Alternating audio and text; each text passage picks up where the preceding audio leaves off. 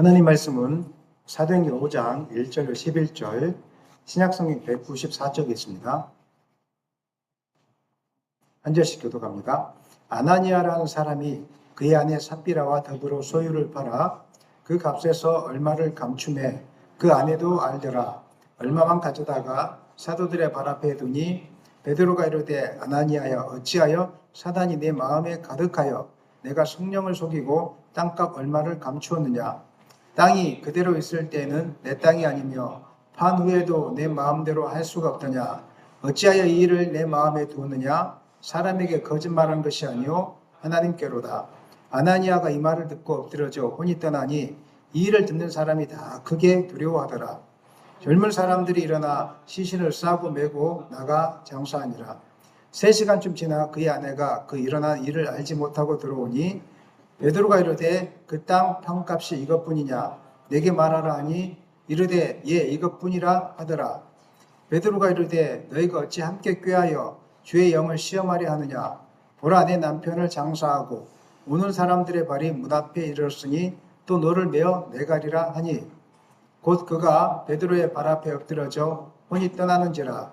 젊은 사람들이 들어와 죽은 것을 보고 메어다가 그의 남편 곁에 장사하니 다같이 온 교회와 이 일을 듣는 사람들이 다 크게 두려워하니라. 아멘. 하나님 말씀 제목 다 같이 읽겠습니다. 거룩을 지키는 교회. 아멘. 지난 시간에 우리는 초대교회가 핍박 속에서도 두려워하지 않고 담대하게 복음을 증거하면서 기도했던 그 모습을 살펴보았습니다.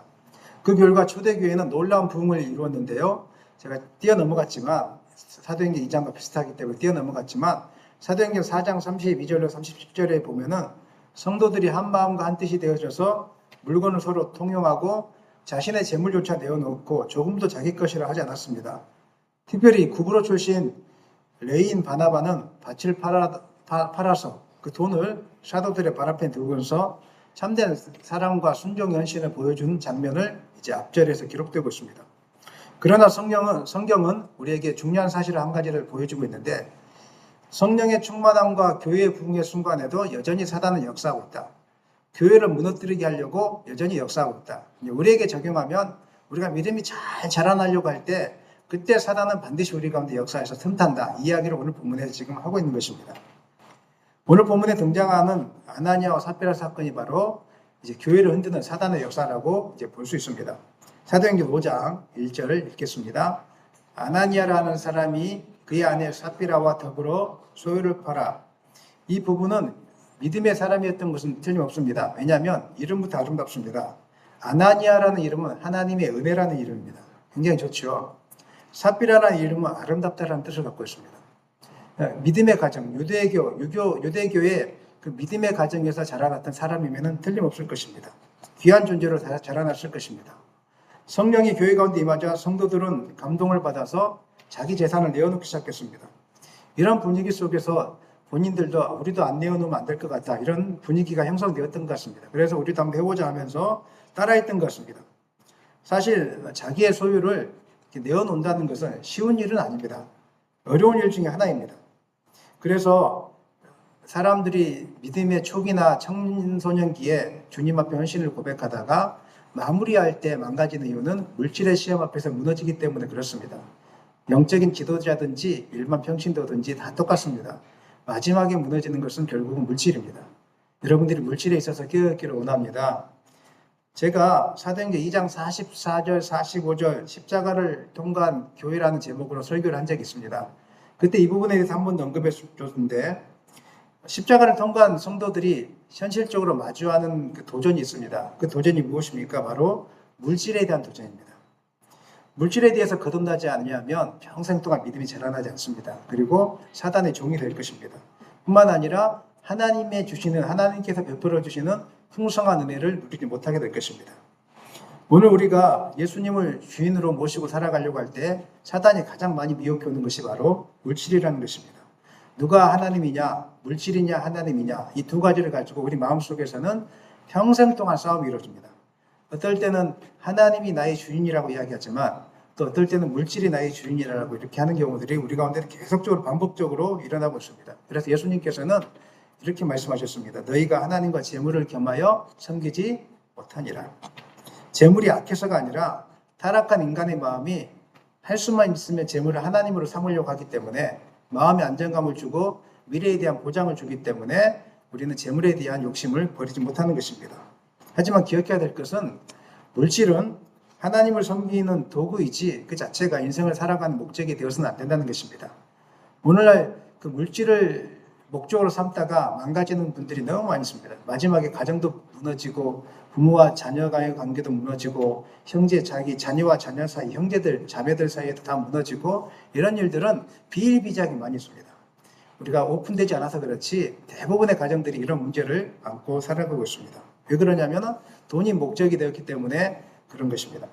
성경에 보면은 물질 앞에서 무너진 사람들의 이야기가 많이 등장하고 있는데 여호수아 시대 아간이라는 사람을 기억하십니까? 아이성 전투 때 아간이라는 사람의 이름이 등장합니다.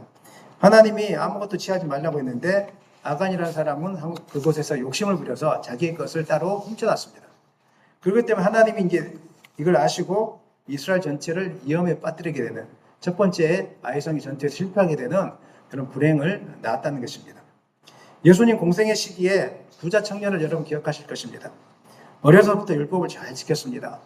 신앙생활을 너무 잘했습니다. 말씀도 잘 공부했습니다. 아마 주일은 빠지지 않았을 것입니다. 그런데 이 청년에게 한 가지 문제가 있었습니다. 물질을 하나님 앞에서 온전히 드리지 못했던 것 같습니다. 그리고 그 가진 물질을 자기 위해서만 썼고 그 다음에 이웃을 위해서 사용하지 않았던 것 같습니다. 예수님이 마음을 아시고 이렇게 말씀하셨죠. 내 소유를 팔아 가난한 자에게 나눠주고 나를 따르라.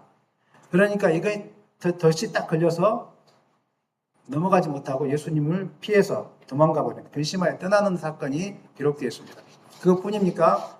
예수님의 제자 중에서도 물질 욕심에 빠져 넘어졌던 사람이 누구죠? 가룟 유다 아니겠습니까? 3년 동안 쫓아다녔음에도 불구하고 결국 눈 30에 돈의 탐심으로 말미암아 예수님을 팔아넘겼다는 것입니다.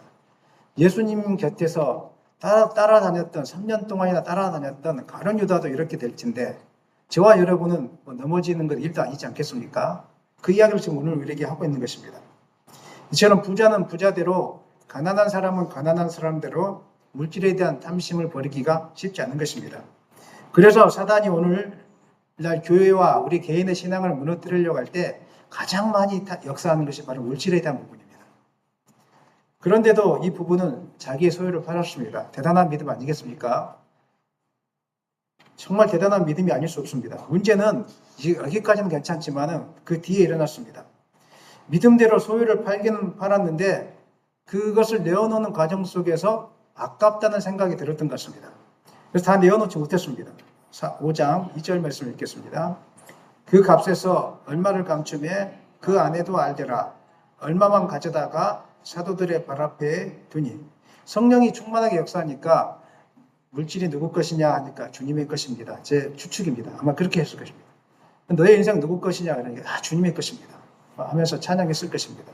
감동이 되니까 내가 가진 것을 다 팔아서 교회를 세우는데 하나님 나라를 확장하는데 사도들이 복음을 전하는데 쓸 수 있도록 하자 하고 그런 마음을 가지고 시작했는데 막상 팔고 보니까 제 추측입니다. 성경에 기록되지 않았습니다. 물질이 좀 많았던 것 같습니다. 이렇게 하니까 욕심이 생겨서 따로 떼어놓고 이제 온전히 드리지 못하고 했던 이야기가 나옵니다. 우리가 생각할 때 이렇게 생각할 수 있습니다. 아니 주님 조금만이라도 바치면 그것으로 된 게 아니겠습니까? 안 바친 사람도 있는데 나는 조금이라도 바쳤는데 그것으로 충분하지 않겠습니까? 최선을 다한 게 아니겠습니까? 라고 우리가 반문해 볼 수 있습니다. 그러나 여러분 하나 기억해야 할 것이 있습니다. 헌금은 단순히 돈을 하나님 앞에 드리는 행위가 아닙니다. 하나님이 돈이 없어서 우리에게 헌금을 요구하지 않습니다. 하나님은 이 세상 모든 만물을 다 통치하고 계신 분이십니다. 믿으십니까? 헌금을 하는 이유는 우리의 믿음이나 또는 감사나 사랑이나 정성이 담긴 그 표현을 하는 것입니다. 영적 예배가 바로 헌금입니다. 우리는 예배라고 하면 찬송 부르고 말씀 듣고 이 정도를 예배라고 하지만 하나님은 우리에게 물질의 예배를 원하고 있는 것입니다. 이것이 바로 이제 헌금인 것입니다. 하나님께서 우리에게 헌금을 요구하시는 이유는 물질이 필요해서가 아니라 하나님을 향한 우리의 믿음과 삶의 신앙의 자세를 한번 보고 싶어서 하나님께서 우리에게 물질을 요구하는 것입니다. 몇 가지 이유가 있는데 첫 번째는 하나님께서 주시는 은혜를 기억하라고 헌금을 우리에게 요구하고 있습니다. 신명기 8장 18절 읽겠습니다. 내 하나님 여호와를 기억하라. 그가 내게 재물 얻을 능력을 주셨습니다. 헌금은 모든 것이 하나님께로부터 왔다는 것을 너희가 인정하느냐? 여기에 대한 답변으로서 응답으로서 우리가 드리는 것입니다. 사랑하는 여러분, 여러분이 가지고 있는 집, 재물, 자동차 다 하나님께서 은혜 베풀어 주셔서 주신 것임을 여러분 고백하십니까? 아멘 한번 하십시다. 고백하십니까? 이렇게 입술로는 누구든지 고백할 수 있는데 진짜 마음의 고백을 어떻게 고백할 수 있습니까? 하나님이신 물질의 일부를 기쁨으로 헌금할 수 있느냐 없느냐가 바로 믿음의 고백이 진실한지 안 하는지를 우리가 볼 수 있다는 것입니다. 되돌아보면은 다 하나님이 주신 것입니다. 물질도 하나님이 거두어가실 때가 있습니다. 욕심 부리다가 갑자기 사업이 망하거나 아니면은 갑자기 몸에 건강 이상이 오거나 하면은 물질은 순식간에 날아가 버립니다. 순식간 여러분이 그렇게 애쓰고 모았던 물질이 하나님의 보호하심 아래 없다면은 하루아침에 그냥 물거품이 되는 것이 오늘 이 시대의 모습입니다. 우리가 이만큼 살아온 것, 물질을 저축할 수 있는 것은 누구의 은혜 때문이라고요? 하나님의 은혜 때문입니다. 그래서 내 것이 아닙니다. 하나님께서 다 주셨습니다. 이것을 기억하라고. 헌금을 열 때마다 하나님께서 나를 지켜주셨습니다. 하나님께서 나에게 이것을 주셨습니다. 라고 고백하는 마음으로 헌금을 하시기를 바랍니다. 두 번째, 헌금을 하는 목적은 하나님에 대한 사랑과 믿음을 표현하기 위해서 헌금을 하는 것입니다. 헌금은 하나님을 우리의 삶의 주인으로 고백하는 신앙 고백과 같은 것입니다. 물질은 인간이 가장 붙들기 쉬운 우상과 같은 존재라고 조금 전에 제가 말씀드렸습니다. 이 물질을 하나님께 내어놓는다는 것은 하나님만이 나의 전부가 되신다는 것, 내 삶의 주인이 되십니다. 이것을 고백하는 것과 똑같습니다. 여러분이 사랑하는 사람이 있을 때 사랑하는 사람에게 무엇인가를 내어놓는 게 아깝습니까? 아깝지 않습니까? 둘 중 하나만 대답하시고 보십시오. 여러분 자녀 사랑하시죠? 여러분 자녀가 돈이 없는데도 뭘 사달라고 하면 사주는 게 아깝습니까? 아깝지 않습니까? 아까운 사람은 좀 그렇죠. 일반적으로 내가 돈이 없지만 자녀가 장난감을 사달라고 하든지 뭐 학원비를 달라고 하든지 하면은 웬만한 부모님은 돈이 없지만은 빌려서라도 줍니다. 아이들에게. 왜? 사랑하니까. 사랑의 고백으로. 그것을 내어놓지 못한 부모가 있다면 아이를 진짜로 사랑하는 부모가 아니겠죠. 그 이야기를 하고 있는 것입니다. 하나님께 물질을 기쁨으로 드릴 수 있다는 것은 내가 하나님이 첫 번째입니다. 내가 정말 하나님을 사랑합니다. 이 고백이 물질의 고백 속에 담겨 있다는 것입니다. 세 번째 우리가 헌금하는 이유는 하나님 나라와 교회 사역을 위해서 도구로서 물질이 필요하기 때문에 그런 것입니다. 구약 성경에 보면은 성막과 성전을 운영할 때 물질이 필요했습니다. 그 다음에 신약의 여러 공동체를 보면은 교회를 유지하고 공동체를 유지하고 선교할 때 물질이 반드시 필요했습니다. 그래서 이 물질들이 복음 전파를 위해서 교회 사역을 위해서 어려운 이웃을 돕기 위해서 필요하기 때문에 이것을 뭐 하늘에서 우리가 기도만 한다고 떨어지는 건 아니지 않습니까? 하나님은 여러분 각자에게 주신 그 물질들을 같이 내어놓음으로 이 하나님 나라의 사역에 함께 동참하기를 하나님이 원하고 있는 것입니다. 그래서 물질이라는 것은 잘못 쓰면 악하지만은 바르게 쓰면은 아주 선한 도구로 쓰일 수 있습니다. 이 일에 우리가 동참하는 것입니다. 헌금은 하나님 나라 사역에 내가 동참하는 것입니다. 저희 교회도 부족하지만 선교사님이 올 때 많은 것들을 내어놓지 않습니까? 그 이유가 무엇입니까? 이 모든 고백이 다 포함되어 있는 것입니다. 우리 교회에 허락하신 물질은 누구 것이라고요? 하나님의 것이라고. 그 다음에 우리 교회의 주인은 누구시라고요? 하나님이라고. 그 다음에 하나님 나라 확장되기를 위해서 우리의 모든 것을 다 드릴 수 있는 믿음의 고백으로 할 수 있느냐 없느냐를 하나님 우리에게 테스트 하시거든요. 그래서 우리가 선교사님 오시면 기쁨으로 감사하게 이렇게 내어놓게 되는 것입니다. 마지막으로 헌금을 통해서 하나님의 축복의 원리를 경험하게 되어집니다. 하나님은 복을 주시는데 그냥 주시는 않죠. 어떤 사람에게 주십니까? 순종하는 자에게 주시죠. 나를 주인으로 인정하는 사람에게 충만한 복을 내려주십니다. 말라기 3장 10절은 11조를 통해서 하나님께서 하늘의 문을 여시고 복을 주신다 이렇게 약속하고 있습니다. 헌금은 하나님의 공급하심과 신실하심을 체험할 수 있는 믿음의 통로가 되는 것입니다. 다시 모든 것을 정리하면 하나님께서 헌금을 요구하시는 것은 하나님이 가난해서가 아니라 하나님이 돈이 필요해서가 아니라 우리의 믿음을 보고 싶어서 믿음을 훈련하기 위해서 하나님 나라를 세워가기 위해서 하나님께서 우리에게 헌금을 요구하고 있다는 이 사실을 여러분 기억하셨으면 좋겠습니다. 하지만 우리는 헌금을 할 때 헌금을 드린다고 해서 내가 모든 걸 다 했구나라고 생각해서는 안 됩니다. 헌금도 하나님이 받으신 헌금이 있고요. 하나님이 받지 않으신 헌금이 존재합니다. 내가 헌금을 드렸는데 나는 헌금을 드렸으니까 오늘 예배를 잘 드렸다. 그게 아닙니다. 헌금은 돈을 드렸다는 것으로 끝나는 것이 아닙니다. 헌금은 드리는 액수도 중요하지만 외형적인 것보다 마음의 자세가 중요합니다. 자세와 태도를 하나님이 바라보신다는 것입니다. 첫 번째로 하나님이 받으시는 헌금이 있는데 그것은 정직한 소득에서 얻은 헌금을 하나님이 받으십니다. 불의한 소득에서 얻은 헌금은 하나님이 기뻐하지 않습니다. 신명기 23장 18절 읽겠습니다. 창기가 번 돈과 개 같은 자의 소득은 어떤 소원하는 일로든지 내 하나님 여호와의 전에 가져오지 말라. 이 둘은 다 내 하나님 여호와께 가증한 것임이니라. 하나님이 헌금을 드릴 때 중요한 것이 바로 예배와 제물의 정결함이었습니다. 제사를 지낼 때도 정결한 예물을 하나님이 받으셨습니다. 헌금도 헌물도 마찬가지겠죠. 아무거나 드리면 안 되고 그냥 가증한 물건을 드리면 안 된다는 것입니다. 당시 가나안 종교에서는 남창, 여창, 제가 구체적으로 설명하지 않아도 아시겠죠. 남창, 여창이 있었는데 성적으로 타락한 행위를 통해서 신에게 제사를 드리는 그때 풍습이 있었습니다. 이때 이 사람들이 이런 풍습을 통해서 돈을 얻었습니다. 이런 돈을 가지고 하나님 경금하면 하나님 기뻐하지 않습니다. 받지 않겠다는 것입니다. 오늘날로 이야기하면은 불로소득, 부정적인 방법으로 돈을 취득하는 것, 거짓된 방법으로 돈을 취득하는 것, 이런 걸 가지고 하나님 앞에 내어놓는다. 하나님 기뻐하지 않습니다.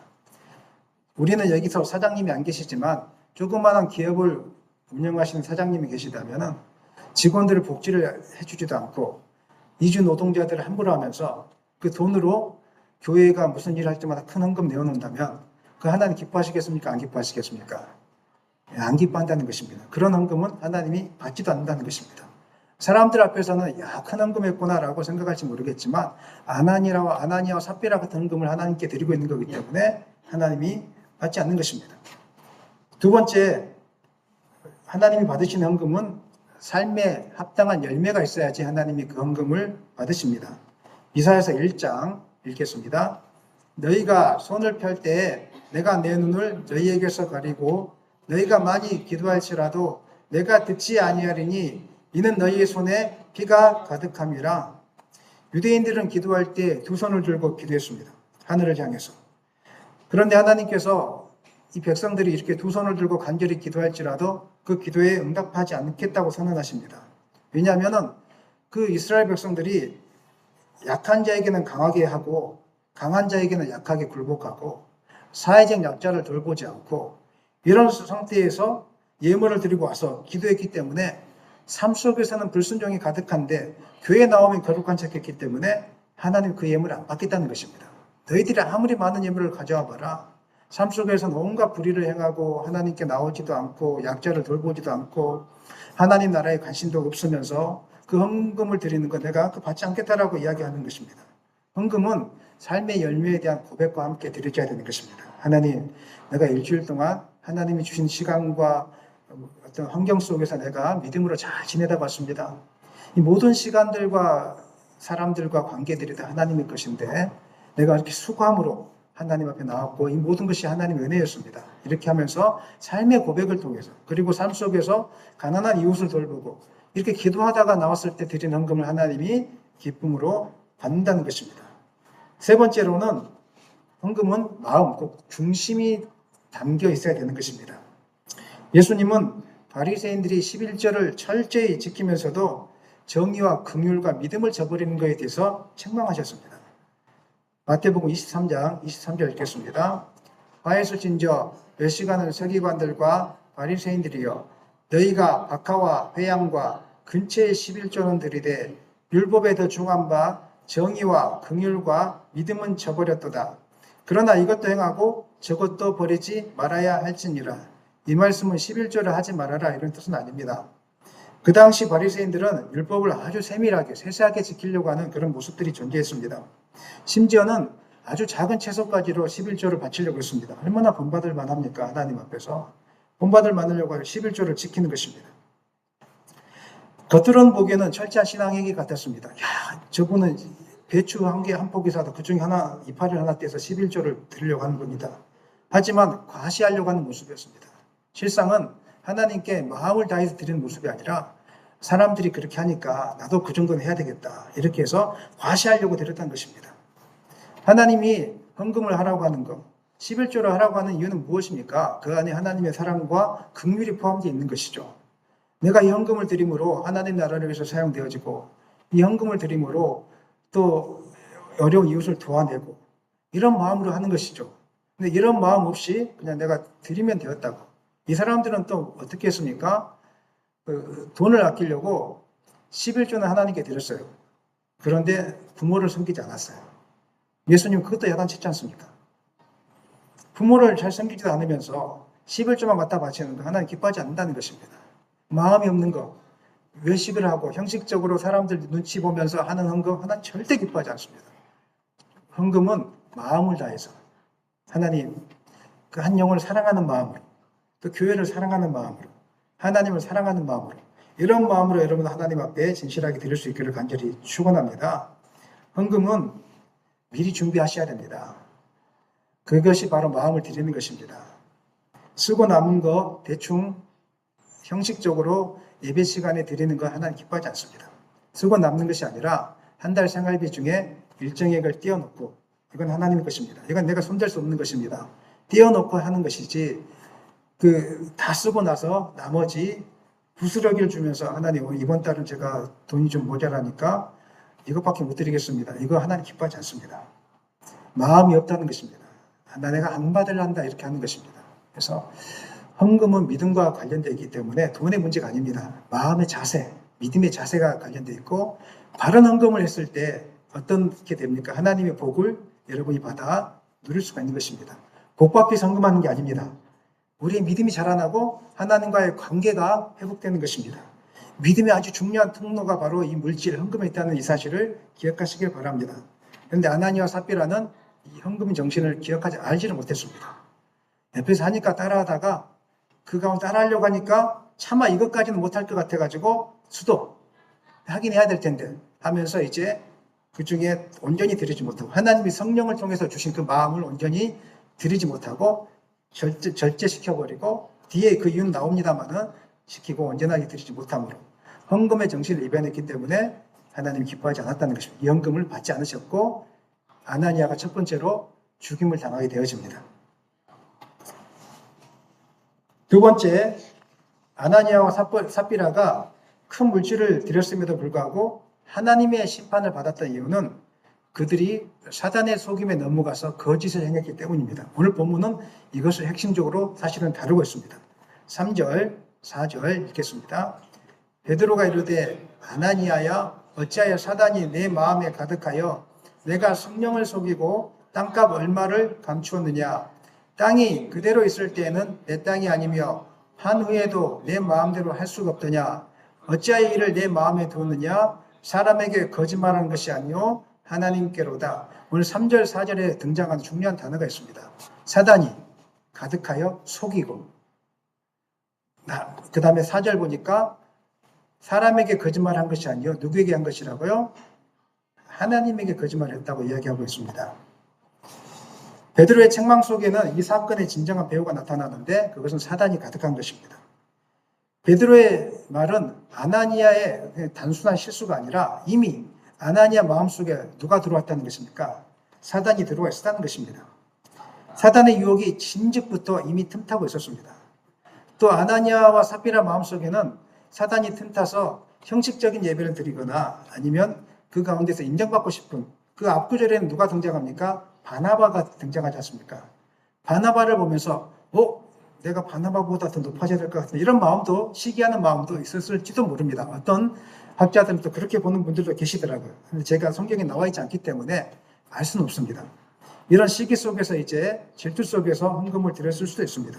근데 문제는 그 사탄의 유혹에 넘어갔다는 것입니다. 아나니아 삽비라 부부의 문제는 적게 물질을 드리는 것이 문제가 아니라 일부만 드리면서도 하나님 앞에 거짓말을 했다는 것입니다. 이것이 전부냐? 제 전부라고. 진짜 전부냐? 이미 베드로는 알고 있었죠. 성령이 충만하니까. 전부라고 이렇게 거짓말을 했다는 것입니다. 사도 베드로가 이것을 간파한 것입니다. 사단이 교회에 대해서 공격하는 두 가지가 있습니다. 외적인 공격과 내적인 공격입니다. 첫 번째 외적인 공격은 교회와 성도들을 밖에서부터 핍박하는 것입니다. 예배를 못 드리게 만들고 복음을 증거하지 못하게 만들고, 지난 시간에 살펴보았던 것처럼 사내들인 공회가 모여서 베드로와 요한을 얼마나 핍박했습니까? 뭐라고 이야기했습니까? 다시는 예수 이름으로 이런 것을 행하지 말라고, 예수 이름으로 증거하지 말라고. 그런데 외적인 핍박 속에서 기독교는 더 강하게 단단해집니다. 놀라운 것은 우리 가운데 고난이 오고 핍박이 오고 환란이 오면 복음을 전하다가 더 믿음이 강해집니다. 단단해집니다. 그래서 지금 중국 교회는 선교사들이 다 쫓겨났거든요. 오래전부터. 단단해지고 있습니다. 놀라운 사실은 한국 신학교 있지 않습니까? 신학교 누가 와서 가득 채우고 있는 줄 아십니까? 중국 사람들입니다. 지금 한국 사람이 신학교에 가는 거, 신대원 가는 거 미달입니다. 한국에는 신학교 거의 다 미달입니다. 근데 그 빈자리를 누가 채우고 있다고요? 중국 사람이 채우고 있습니다. 지금은 중국에는 믿음이 더 단단해지고 있다는 것입니다. 이거 한국이 지금 회개하고 돌아봐야 됩니다. 신학교를 세워놔서 80년대, 90년대, 2000년대까지는 신학교 경쟁률이 어마어마했습니다. 제가 들어갈 때만 해도. 8수까지 하신 분도 제가 봤습니다. 그런데 지금은 미달입니다. 입학 원수만 내면 다 들어갑니다. 그리고 그 빈자리를 누가 메우고 있냐면 중국 사람들이 메우고 있습니다. 이건 절대 기뻐할 일이 아닙니다. 중국 입장에 봐서는 기뻐할 일이지만 한국 입장에 봐서는 기뻐할 일이 아닌 것입니다. 이렇게 지금 나라가 되어가고 있습니다. 중국은 핍박이 많으니까 이렇게 믿음을 유지하려고 이렇게 노력하고 있는 것입니다. 오늘 우리가 핍박이 없으니까 우리 한국 땅의 성도들이 흐물흐물해지고 있지 않는지 한번 우리 자신을 한번 점검해 봐야 될 줄 믿습니다. 두 번째 사탄의 공격은 내적인 공격인데 교회의 순결을 무너뜨리는 것으로 공격이 시작되어집니다. 내부를 부패하게 만들어서 교회가 교회됨을 유지하지 못할 수 있도록, 교회 가면 세상 냄새가 많이 날 수 있도록 하는 것이 바로 두 번째 사탄의 작전입니다. 외부의 핍박은 교회를 강하게 만들지만 내부의 거짓과 에서는 교회를 병들게 만들고 무너뜨립니다. 오늘 여러분들이 문제 있는 교회들을 한 군데 두 군데 한번 생각해 보십시오. 왜 무너졌습니까? 내부의 탐욕입니다. 오늘 아나니아 삽비라 사건을 통해서 하나님은 이야기해줬지만 안 됐습니다. 결국은 돈 문제입니다. 결국은 그 안에 자세히 들어가 보면 돈 문제, 이 돈을 누가 소유할 것인가에 대한 문제, 이 돈의 주인 누구인가에 대한 문제가 결국은 발생하게 되는 것입니다. 그래서 오늘뿐만 아니라 사도행전 시대뿐만 아니라 오늘날도 교회를 무너뜨리는 사단의 가장 강력한 전략은 교회의 순결, 거룩성을 무너뜨리는 것입니다. 교회에 그냥 세상적인 방법으로 부흥시키고 교회가 세상적인 냄새가 많이 나게 만들고 교회 안에 거짓과 이선이 충만하게 만들어서 그냥 거짓말을 해도 괜찮은 교회, 그냥 적당히 넘어가는 교회, 죄에 대해서 두려워하지 않게 하는 교회, 이게 바로 이제 사단이 무너뜨리는, 순결함을 무너뜨리는 바로 사단의 전략이라는 것입니다.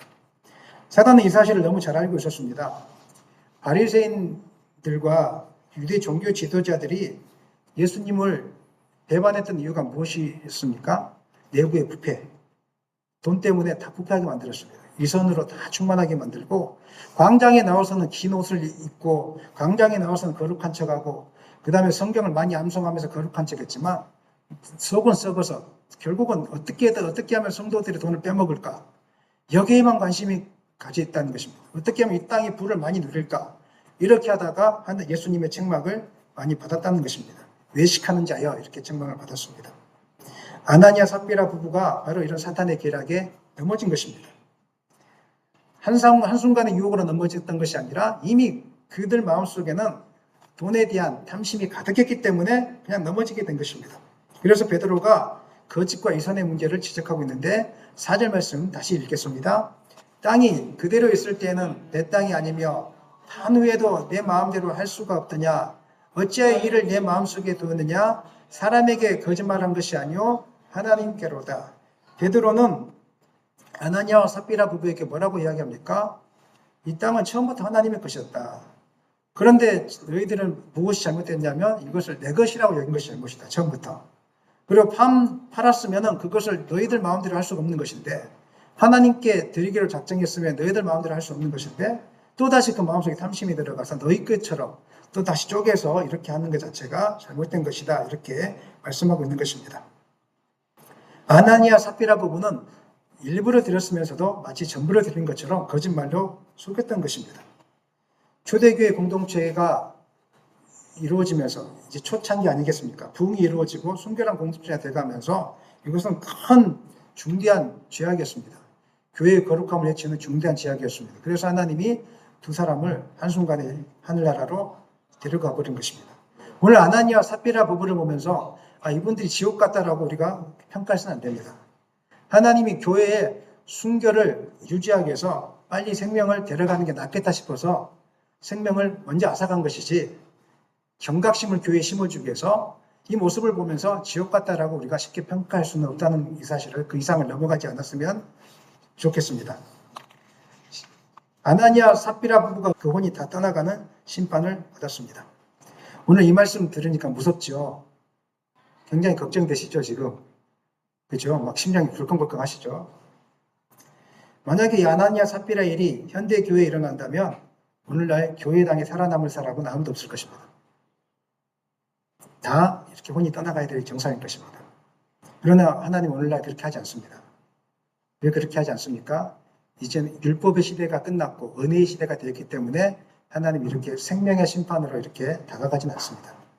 물론 선교지에 가면은 특별한 역사하심으로 이런 일들이 있을 수도 있습니다. 교회를 핍박하고 교회에 거짓이 난무할 때 특별히 하나님의 방법으로 이런 일이 있을 수 있겠지만 지금 이제 은혜의 시대가 충만하게 있던 이 상태에서는 하나님이 그렇게 심판을 쉽게 행하지는 않습니다. 그렇다고 우리가 여러분 안심해서는 안 되는 것입니다. 하나님께서는 초대교회가 시작한 단계에서 이렇게 행하는 이유가 있으십니다. 그 이유는 초대교회가 시작하면서 교회가 거룩을 지키지 못했을 때 하나님이 얼마나 싫어하는지를 보여주기 위해서 하나님이 원하시는 것은 교회를 세우는 것이 아니라 교회가 세워지되 순결한 교회로 아멘입니까? 거룩한 교회를 세워지기를 원하는 것이 하나님의 뜻입니다. 은빛교회도 마찬가지입니다. 지금 세워져 나가고 있는 초기에 있는데 여기 있는 멤버들이 거룩을 잃어버린다면 하나님 정말 실망하십니다. 절대로 하나님 앞에서 거룩을 잃어버려서는 안 됩니다. 숫자를 많이 채운다? 이것도 중요할 수 있을지 모르겠습니다. 그러나 교회는 숫자보다 중요한 것은 거룩입니다. 거룩. 하나님 말씀을 지키기를 힘쓰는 거룩. 서로 경쟁해야 됩니다. 누가 더 하나님 말씀을 잘 지킬 것인가. 이게 경쟁해야 되고요. 특별히 두 번째로 물질의 탐심 앞에 넘어지지 않을 수 있도록 항상 하나님 것을 먼저 떼어놓고 한 달을 사시기를 바랍니다. 사라지는가 못 사라지는가 테스트해 보시기 바랍니다. 하나님 기뻐하실 것입니다. 이런 모습들을 자녀들에게 남겨줘야 되고 그 다음 후손들에게 넘겨줘야 이게 교육인 것이지 이래도 괜찮고 저래도 괜찮다. 이거 교회가 아니라는 것입니다. 하나님 그런 교회 원하지도 않고 그렇게 교회가 이루어지면 결국은 나중에 50년이 지나고 100년이 지나면 싸우는 교회, 갈라서는 교회로 변질될 수밖에 없다는 것입니다. 한국 교회가 왜 이렇게 문제가 많이 생겼습니까? 교회의 거룩성을 상실했기 때문에 그렇습니다. 헌금만 많이 거둘 수 있다면, 큰 교회만 세울 수 있다면 부정적인 방법도 괜찮고 세상적인 방법도 괜찮고 은행에 이자를 내도 괜찮고 온갖 세상적인 방법으로 다 했기 때문에 오늘 하나님이 이 땅의 교회를 무너지게 하고 있는 것은 아닌지 한번 우리가 돌아봐야 된다는 것입니다. 하나님은 거룩하신 분이십니다. 그래서 구약 성경에 보면 이 거룩의 해가 되어졌을 때 하나님이 심판을 하셨습니다. 또 뿐만 아니라 구약의 교회 공동체와 같은 그 구약의 이스라엘 공동체에 이루어갈 때 하나님은 거룩을 굉장히 중요시했다는 것을 우리가 구약 성경을 보면 알 수 있습니다. 레위기에 나오는 정결 규례가 11장, 15장, 그 다음에 18장이 나오는데요. 음식에 대한 규례가 나와 있지 않습니까? 구체적으로 설명드리지 않아도 이것은 무엇입니까? 정결 규례라고 이야기하죠. 그 다음에 부정한 것과 정결한 것을 구분하는 규례가 있었고요.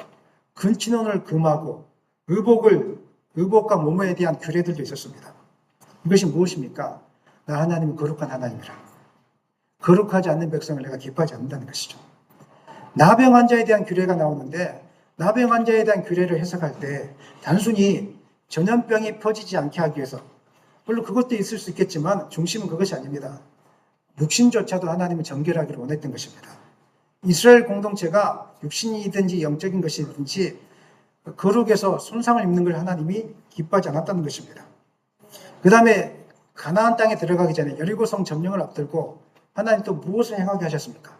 거룩한 유월절을 지키고 할례를 행하고 전쟁 준비를 시키지 않았습니다. 하나님이 원하는 것은 무엇이라고요? 거룩이었습니다. 거룩. 오늘 우리 교회가 어떻게 부흥하겠습니까? 이거보다 더 관심 가져야 될 것은 오늘 어떻게 하면 우리 영빛교회가 하나님의 거룩을 이루는 교회가 되겠습니까? 이것이 먼저라는 것입니다. 아멘입니까? 이것을 지켜내지 못한 교회는 교회로서의 하나님이 인정해 주지 않겠다는 것이고 내가 실망한다는 겁니다. 이 이야기를 오늘 우리에게 지금 하고 있는 것입니다. 그래서 구약시대 때 보면 하나님의 거룩을 이루지 못했을 때 아나니아와 삽비라처럼 즉각적인 심판을 했다는 것을 우리가 보는데 민수기 16장에 보니까 그 공동체의 순교를 해치는 무리들이 등장했습니다. 모세와 아론의 리더십에 반항해서 레이지파, 고라당, 다단, 아비람과 250명의 사람들이 반항했습니다. 우리도 제사장 직분을 감당할 수 있습니다. 왜 당신들만 감당합니까? 우리도 감당하게 해달라고 반항했습니다. 이거는 하나님의 권위와 또 하나님이 세우신 질서에 대한 거룩을 파기하는 완전히 심각한 도전이었습니다. 하나님 어떻게 했습니까? 땅을 갈라지게 해서 다 삼켰지 않습니까? 어마무시한 이 일들이 아나니아 삽비라뿐만 아니라 구약 시대에도 존재했다는 것입니다. 마찬가지로 하나님의 신약교회가 처음 시작하는 단계에서 율법 시대에서 이제 은혜의 시대로 넘어가는 단계에서 하나님이 큰 우리에게 경고를 주신 것입니다. 이 땅의 교회들은 잘 기억해야 돼. 사도행전을 읽을 때마다 기억해야 돼. 땅끝까지 이르러 복음을 증가하는 것, 사명, 그것도 중요해. 하지만 복음을 증가하면서 교회를 세우면서 너희들이 놓치지 말아야 할 것이 있는데 그것은 교회의 거룩이야. 교회의 거룩을 위해서 중요한 것이 있어. 거짓을 버려야 돼. 절대로 거짓말하면 안 돼.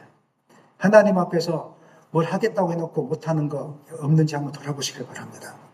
절대로 하나님 앞에서 거짓된 고백해서도 안 되고 또 위선적으로 하나님 믿는 생활을 해서도 안 되고 내 영적인 몸과 마음의 병이 다 병 들어가고 있는데 그렇지 않은 것처럼 해서도 안 되고 하나님 앞에 나올 때는 그냥 두 손 들고 하나님 내 힘으로는 거룩을 못 지킵니다. 내 힘으로는 거룩을 못 지킵니다. 하나님이 도와주셔야 되겠습니다. 저도 오늘 어제 오후에 앉아서 늘 그런 기도했어요. 하나님 제 힘으로는 말씀을 온전히 전할 수가 없습니다. 일주일에 설교만 해도 몇 편입니까? 매번 은혜롭게 할 수가 없습니다. 하나님. 육신적으로도 너무 지칠 때도 많고 내가 은혜롭게 하고 싶지만 은혜롭게 하다가도 기억이 깜빡깜빡 사라져가지고 원고를 한 장씩 넘어갈 때도 있고 하나님 은혜롭게 하고 싶은데 이게 마음대로 안 됩니다. 어떻게 하면 좋습니까? 앉아서 그 기도만 했습니다. 제가 연약합니다. 하나님 은혜를 끼쳐야 될 텐데 도와달라고. 내가 은혜 끼칠 자신이 없습니다. 도와달라고 이렇게 기도했습니다. 진실한 걸 하나님 원하시더라고요. 진실함으로 다가가고 이렇게 하는 것입니다. 그래서 이 교회 가운데 5장 11절 읽겠습니다. 온 교회와 이 일을 듣는 사람들이 다 크게 두려워. 어떻게 하나님을 잘 믿을 수 있고 어떻게 하면 거룩한 공동체를 이룰 수 있겠습니까? 거룩한 두려움을 잊어버리지 마십시오. 하나님이 우리에게 당장 심판하지는 않을 겁니다. 우리가 어떤 죄를 지어도 회개하며 용서해 주시는 분이십니다. 하지만 그럴지라도 우리가 교회를 세워감에 있어서 이 거룩한 두려움을 잊어버려서는 안 됩니다.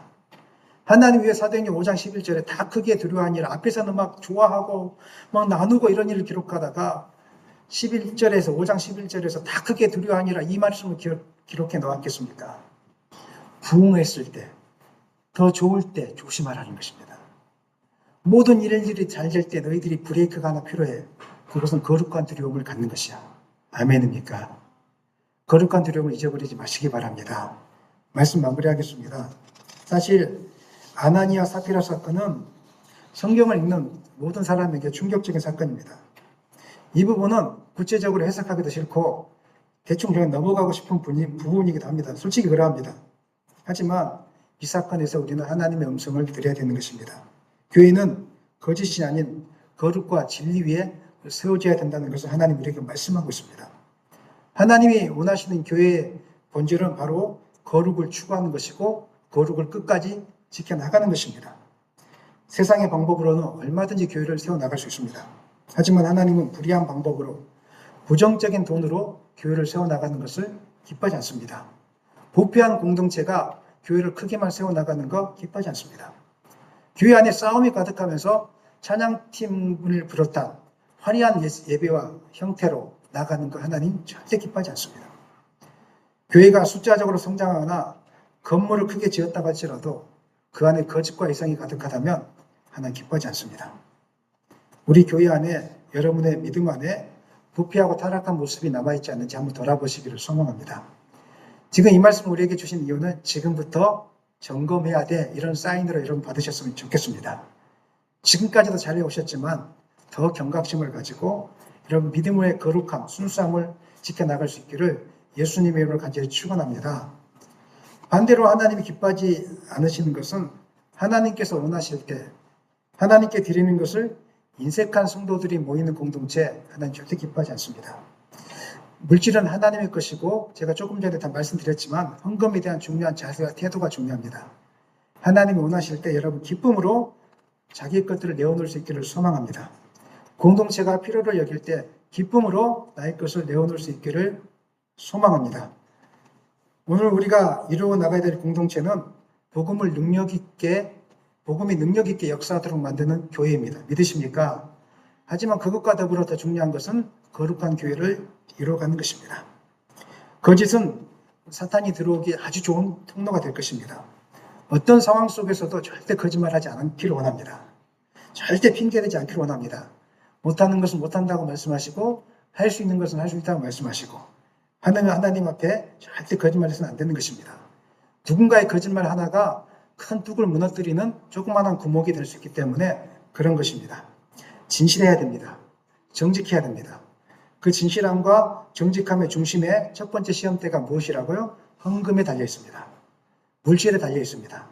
여러분들이 물질을 드릴 때 거룩함과 진실함으로 진실되게 하심으로 이 첫 번째 테스트를 통과함으로 우리 온 교회가 하나님의 거룩을 이루는 교회가 될 수 있기를 예수님의 이름으로 간절히 축원합니다.